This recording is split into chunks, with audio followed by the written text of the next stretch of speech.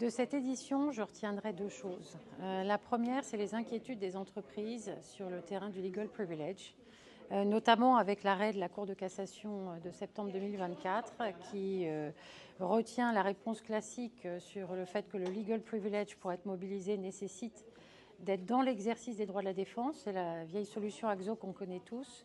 Mais depuis, le débat a été renouvelé avec des arrêts de la Cour de justice qui nous indiquent bien le fait que le legal privilege relève aussi du droit à la confidentialité, la protection de la vie privée.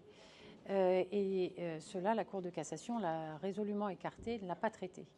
Et des tas d'actes d'avocats peuvent être jugés pertinents par les autorités dans les enquêtes, dont notamment par notre autorité, dont on rappelle qu'elle prend tout et qu'ensuite c'est aux entreprises d'établir qu'un document serait effectivement couvert par le legal privilege et ils vont pouvoir continuer à avoir l'interprétation la plus stricte.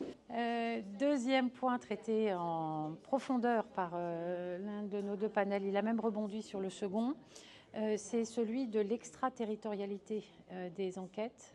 On a vu arriver le sujet avec les enquêtes FSR et l'affaire NUCTEC, dans laquelle il a été demandé de pouvoir rapatrier des données situées sur des serveurs situés en Chine.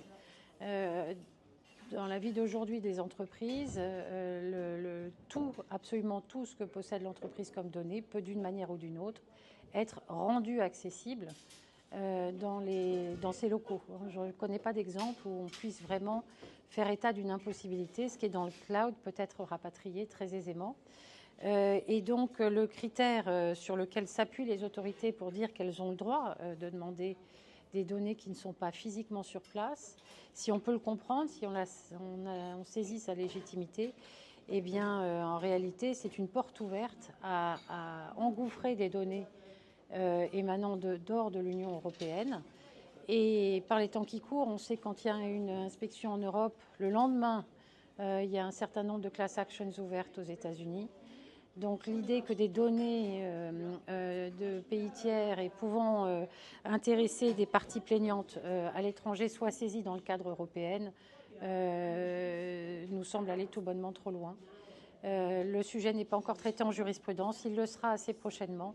Nous verrons donc probablement lors de notre prochaine édition, la 10e si je compte bien.